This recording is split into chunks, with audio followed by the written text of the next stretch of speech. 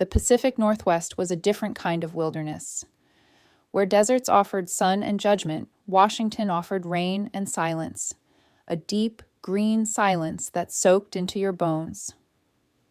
The town of Pine Creek huddled under a ceiling of perpetual clouds, and my father's chapel was its dark, beating heart.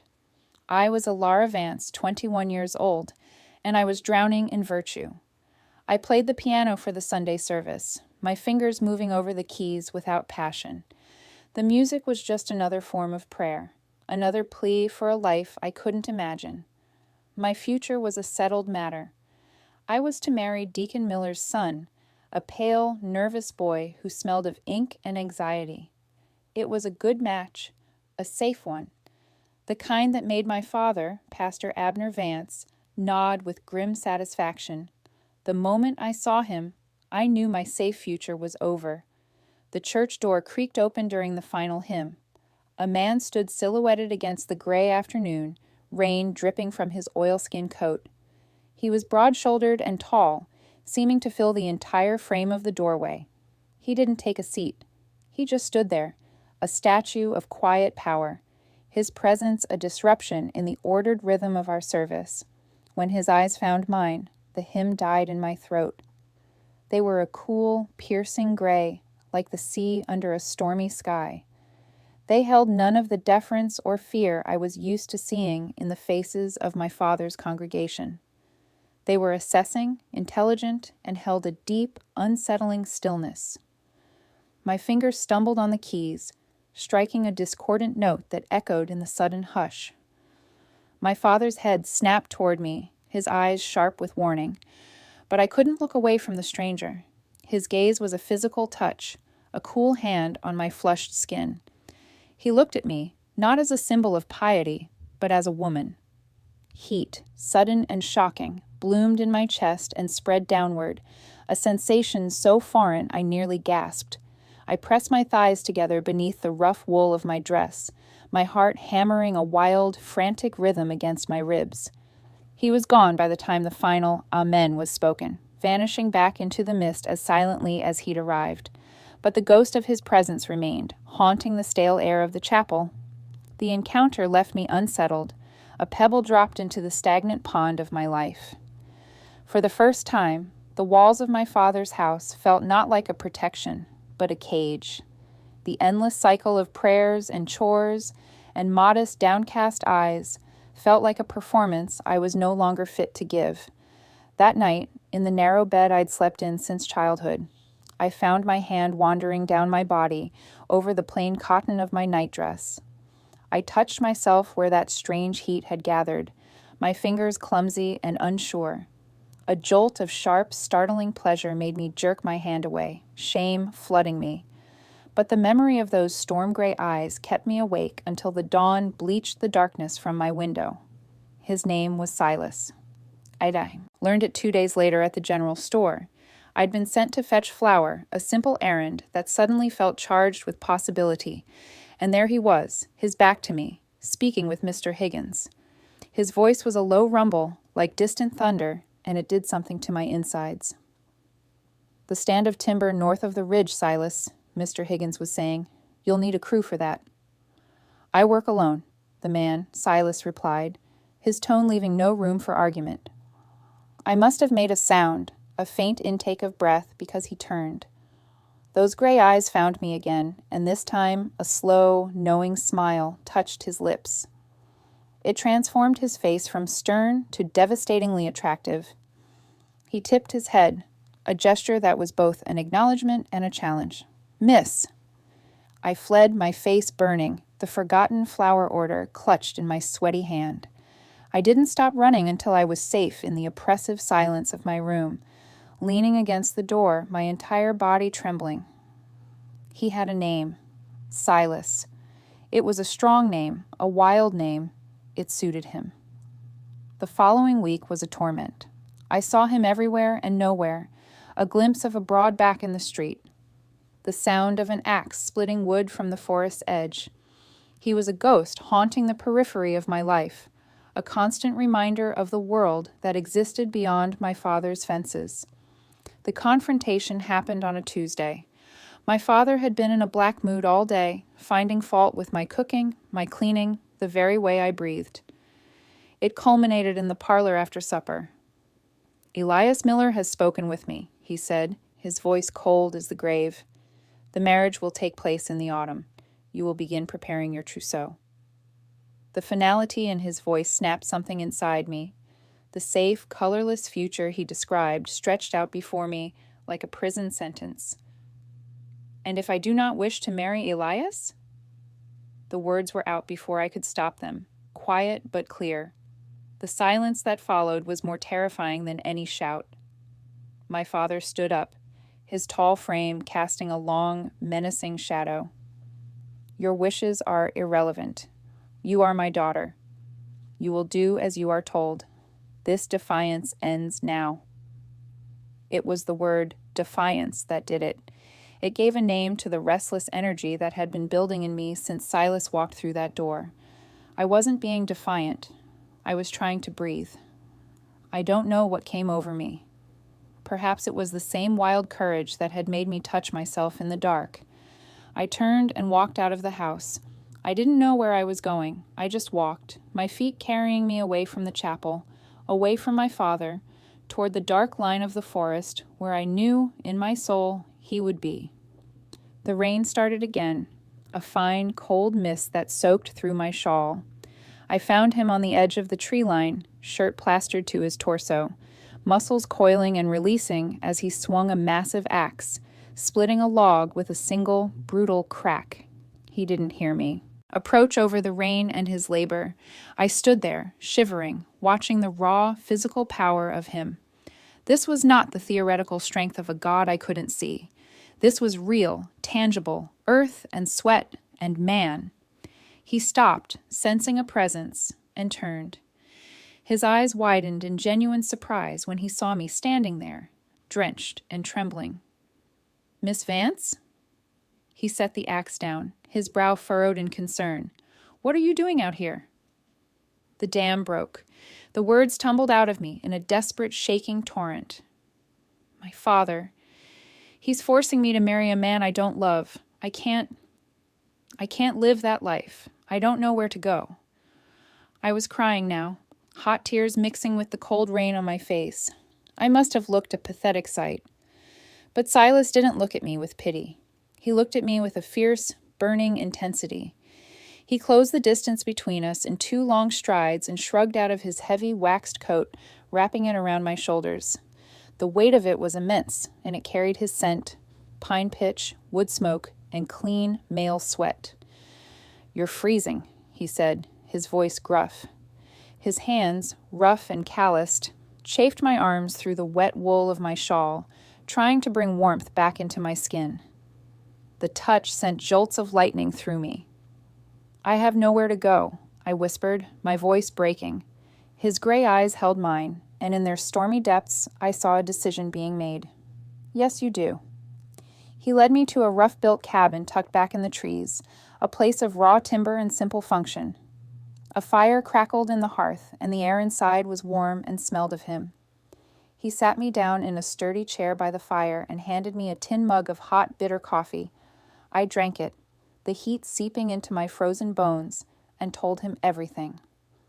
About my father's coldness, my mother's passive acceptance, the stifling weight of expectation. He listened, truly listened, in a way no one ever had. When I finished, he was silent for a long time, staring into the flames. "I'm a lumberman, Elara," he said, using my given name for the first time, and the sound of it on his lips was a caress. "I have a claim up north, near the Canadian border. It's a hard life, isolated. It's not the life for a pastor's daughter." I looked around the cabin, at the simple, honest strength of it. I looked at him, at the quiet certainty in his face. "It's the life I want," I said, and I meant it with every fiber of my being. He reached out, his fingers gently brushing a wet strand of hair from my cheek. The contact was electric. "If I take you from this town, there's no coming back. Your name will be mud. Your father will disown you." I thought of the pale, nervous boy, of my father's cold eyes, of a lifetime of kneeling in silent prayer. Then I looked at Silas, at the promise of life in his eyes. I don't care. He stood, pulling me to my feet. His hand settled on my waist, and he was so close I could feel the heat radiating from his body. Then, we leave tonight. We heard the shouting before we even left the cabin. My father, his voice raw with fury, was at the tree line, a lantern held high, his face a mask of righteous fury. Deacon Miller and his son were with him. Elara, you will come home this instant, you wicked girl. Silas stepped in front of me, a solid wall of muscle. She's not going with you, Pastor. My daughter is promised to another. You have corrupted her. She belongs with her family. It was the word belongs that did it. I stepped out from behind Silas, my head held high, my father's coat still draped around my shoulders like a banner. I do not belong to you, I said, my voice clear and steady, carrying through the rain. And I am not going back. The look on my father's face was one of pure, unadulterated hatred. Then you are dead to me, dead to this family, dead to God. Leave with this brute, and never show your face in Pine Creek again. Silas didn't wait for another word. He took my hand, his grip firm and sure, and led me to a waiting wagon hitched to a powerful draft horse. He lifted me onto the seat as if I weighed nothing, then climbed up beside me. He flicked the reins, and the wagon lurched forward. I did not look back at my father's contorted face, or the weeping form of my mother who had appeared in the doorway of the chapel. I kept my eyes fixed on the dark road ahead, on the man beside me, on the wild, unknown future that was finally mine. The wagon wheels carved tracks through the mud, a permanent record of my escape. Pine Creek vanished behind a curtain of rain and towering firs, swallowed by the land as if it had never been. The silence between us was not empty. It was thick with the gravity of what we had done. I had torn my life out by its roots for a man whose middle name I didn't know. I risked a glance at Silas. His profile was sharp in the fading light, his hands competent on the reins. He felt my gaze and turned, his gray eyes assessing. Second thoughts? No, I said, and the word felt truer than any prayer I'd ever uttered. But I don't know anything about you. A faint smile touched his lips. What do you want to know? Everything. He was quiet for a moment, the only sound the steady clop of the horse's hooves and the whisper of rain on the canvas cover. My parents were immigrants, fishermen. They drowned in a squall on the Sound when I was 12. The town took me in, but it was contractual. I worked for my keep. Learned to swing an axe, to read the grain of wood. By 16, I was on my own. The forest doesn't care where you come from. It only cares if you're strong enough, smart enough to survive. He spoke without self-pity, stating facts as plain and solid as oak. I've been alone a long time, Elara. His story was one of solitude and strength, a stark contrast to my own sheltered, suffocating existence. He wasn't just a man, he was a force, self-created. You're not alone now, I whispered. His hand left the reins and covered mine where it rested on the seat between us. His skin was rough, weathered, real. A current of understanding passed between us, a shared recognition of our broken pasts and this fragile, defiant new beginning. We traveled for 2 days, following logging trails that grew narrower and more primitive. The world transformed from settled farmland to ancient, untamed wilderness. Mountains scraped a sky the color of bruised slate, and rivers roared with glacial melt. I had never felt so small or so utterly free. On the second evening, we reached his claim. It wasn't a cabin. It was a fortress of logs hewn by his own hands, nestled in a clearing beside a rushing creek. A plume of smoke rose from a stone chimney, a defiant signal of man's presence in the vast green emptiness. Inside was a single great room, dominated by a massive stone fireplace. It was Spartan, masculine, but impeccably built. The bed in the loft was wide, piled with furs. This is it, he said, dropping his pack by the door. Home. That first night, the distance between us in the large bed was a chasm. I lay rigid in my cotton nightdress, listening to the sounds of the forest, the hoot of an owl, the cry of a cougar in the distance, and the steady, deep rhythm of his breathing. The theory of running away was one thing. The physical reality of sharing a bed with this near stranger was another. "Elara," his voice cut through the dark, calm and sure. "I won't touch you until you ask me to. You have my word." The tension drained from my body, replaced by a profound and unexpected sense of trust. He had given me control in the one area where I had none. I fell asleep to the sound of the creek and the solid warmth of him, a respectful foot away. The days fell into a new rhythm. He taught me the practical poetry of survival, how to split kindling with a hatchet, the satisfying crack of the wood, a testament to a job well done, how to track a deer, not for sport, but for the freezer, how to identify edible mushrooms and which berries would make me sick. My hands, once soft from piano keys and needlework, grew calloused and strong. I learned to bake bread in the cast-iron stove and to mend his shirts with neat, sturdy stitches. For the first time, my work had immediate, tangible purpose. It wasn't for God's vague approval, it was for our survival, for our comfort. One afternoon, he came back from checking his trapline with a deep gash on his forearm, the result of a careless encounter with a wire snare, blood-welled, vivid red against his tan skin. My stomach lurched, but I didn't flinch. "Let me," I said, my voice steady. I cleaned the wound with hot water and whiskey, my hands far steadier than I felt inside. He watched me, his jaw tight, but his eyes soft, as I stitched the flesh together with a needle and thread, a skill learned from darning socks now applied to living skin. When I tied the final knot and looked up, his expression was unreadable. "You're full of surprises, pastor's daughter," he murmured. "I'm not her anymore," I said, holding his gaze. That night, something shifted. After supper, I was standing at the dry sink washing our plates. He came up behind me, not touching me, but I could feel the heat of his body. He gently took the plate from my hands and set it down. Then his hands were on my waist, turning me slowly to face him. The air left my lungs. The firelight played over the hard planes of his face, and his eyes were dark, the gray, almost black, with an emotion I could now name desire. Clean and direct, without a shred of the shame my father had always attached to it.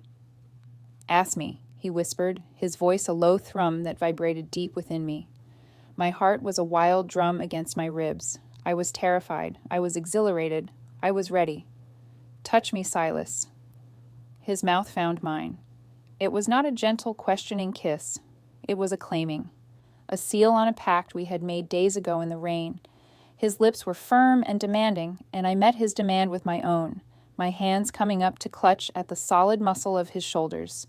He tasted of coffee and the wild, cold air.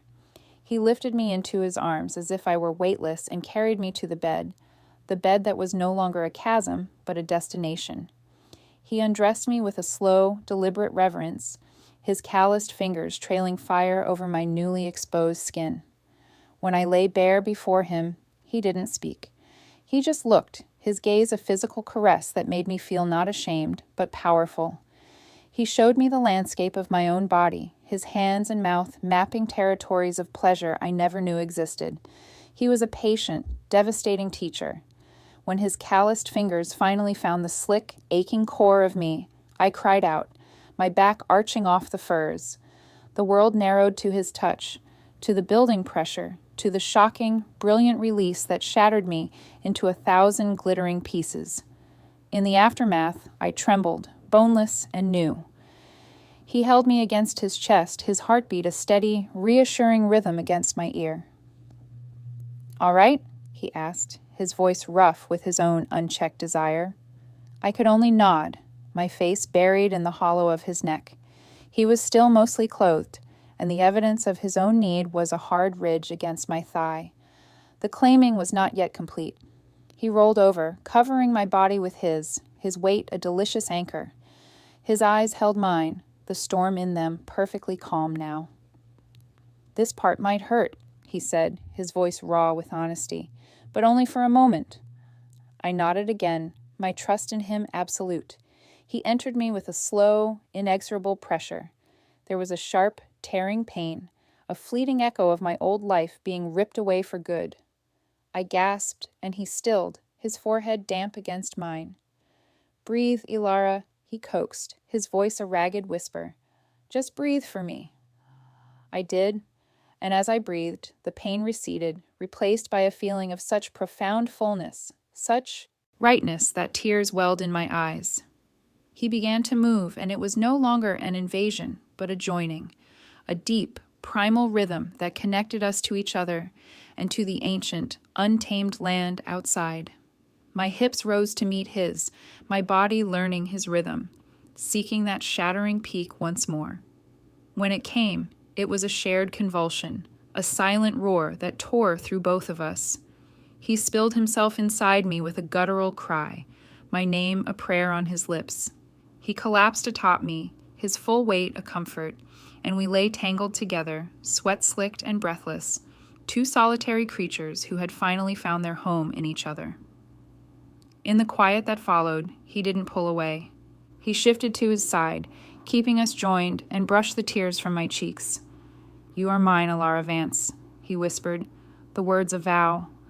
"And you are mine," I whispered back. It was the truest thing I had ever said. The world outside our cabin was painted in the brutal, beautiful strokes of a Pacific Northwest winter. The rain turned to a relentless, driving sleet, and then to a heavy, silencing snow. The mountains around us became impassable. The creek froze solid, and the world shrank to the four walls of our home. We were truly, utterly alone, and I had never felt more found. The man I had run away with was gone. In his place was Silas, my husband in all but a ceremony, a partner whose quiet strength was the bedrock of my new life. The initial, frantic passion of our first nights settled into a deeper, more profound intimacy. We learned each other not just in the furs of our bed, but in the daily rhythm of survival. I learned that his silence wasn't coldness, but a deep contentment. He learned that my questions weren't doubt, but a thirst to understand his world. One morning, I woke to find him already dressed, staring out the frosted window at the blinding white landscape, his shoulders stiffer than usual. "The pass won't clear for months," he said, his voice low. "We're lower on flour than I thought, and the salt pork—" He didn't finish. He didn't need to. I saw the weight on him, the burden of providing in a land that gave nothing freely. I rose and came to stand beside him, my hand finding the small of his back. "Then we'll make do. We have the smoked venison. I can stretch the flour with ground acorn meal." I had been reading his books on foraging, cross-referencing the sketches with the plants I'd preserved in the fall. He turned, his stormy eyes searching my face. He was looking for fear, for regret. He found only resolve, a slow smile, one that still had the power to unravel me, spread across his face. "When did you get so fierce?" "Since I had something worth fighting for," I said simply. That became our winter. A battle fought together. When a fever took him, leaving him shivering and weak for 3 days, I fought it with willow bark tea and cold compresses, my fear a cold knot in my stomach until the heat finally broke from his skin. When a pine tree, overloaded with snow, crashed down and destroyed our woodshed, we stood side by side in the biting cold, sawing and splitting until a new pile was stacked high against the cabin wall, our breath pluming in the air, our shared labor a silent song of defiance. It was during those long, dark evenings by the fire that he truly began to share himself. He told me of his dream, not just to log the land, but to steward it, to selectively harvest, to leave the forest stronger than he found it. It was a vision that went against the ruthless clear-cutting of the big companies, a quiet rebellion that mirrored our own. "It's a harder way," he said, his gaze fixed on the flames. "Slower, less profit." "It's the right way," I answered, my head resting against his shoulder. "It's our way." He looked down at me, and the love in his eyes was a physical warmth. He had given me a home, a purpose. I like to think I gave him a reason to dream beyond mere survival. The thaw came slowly, a drip, drip, drip that became a torrent of meltwater. The world woke in a riot of green and birdsong, and my body began to change. The fatigue returned, deeper than the winter lassitude. The smell of the strong coffee he loved suddenly turned my stomach. I knew, with a certainty that felt as ancient as the mountains, what was happening. I waited until we were sitting by the creek, watching the ice break apart and rush downstream. I took his work-roughened hand and placed it flat on my belly, which was still flat, but where a new, fierce life was taking root. His hand stilled. His eyes, wide and stunned, flew to mine. The myriad emotions that crossed his face, shock, fear, a dawning, terrifying joy, were the most beautiful thing I had ever seen. A single tear traced a path through the trail dust on his cheek. He never cried. But he did then. He didn't speak. He just gathered me into his arms, his hold so tight it was almost painful, his face buried in my hair. When he finally pulled back, his voice was thick with an emotion too vast for words. Elara. That was all. Just my name. But it contained a universe of promise. The news forced a decision we had been quietly avoiding. We could not raise a child so far from any doctor, any community. Silas's dream of a secluded life had to bend to the reality of a family. We packed what we could into the wagon. A different kind of journey now. Not an escape into the wild, but a return to the fringes of the world we had left behind. We found a patch of land a day's ride from a proper town, a place with good soil and a stand of timber he could manage his way. We built a new cabin, bigger this time, with a room meant for a child. He worked with a new, ferocious energy, and I worked beside him until my body grew too round and heavy to lift anything but my own hope. Our son was born in the new cabin, on a bed I had helped him build, with a steady-eyed midwife from town in attendance. The pain was a tempest, a wildfire, a breaking apart. But when they placed him, red and squalling, on my chest, the world didn't just right itself. It became more than it had ever been before. Silas knelt by the bed, his face pale and awestruck, his finger so large and rough, gently stroking the baby's impossibly small hand. He's perfect, he whispered, his voice full of reverence. We'll name him Asher, I said, my own voice trembling with exhaustion and a love so fierce it felt like pain. It means happy, blessed. He looked from our son to me, his gray eyes clear and certain. Elara, he said, and I heard the vow in it, the completion. He was not a man of many words, but in that one, he said everything. He was thanking me. He was promising me forever. He was telling me he was home. Now, as I stand on the porch of this home we built together, the late afternoon sun gilding the tall firs, I watch them. Silas is showing a 5-year-old Asher how to hold a hatchet, his large hands guiding our son's small ones with infinite patience. The scent of the stew I have simmering for dinner mixes with the smell of pine and clean earth. In the yard, our daughter Lily chases a barn cat, her laughter like bells on the wind. The girl who knelt in a cold chapel, playing hymns for a god she feared, is a ghost. I am Elara Vance no longer. I am Silas's wife. I am Asher and Lily's mother. My hands are strong from work. My heart is full from love. My life is my own creation. My story was never about a fall from grace. It was about an awakening. It was about a single, defiant choice made in the rain, a choice to trade a gilded cage for a wild, untamed freedom. It was about the courage to reach for a man whose soul mirrored the wildness in my own, and in his embrace, to finally, fully find myself. The echo of that choice is in my children's laughter, in the strength of my husband's hand in mine, in the solid wood of this porch beneath my feet. It was the best decision I ever made. The end. If this story of wild love and redemption moved you, share your thoughts in the comments and subscribe for more tales from the frontier.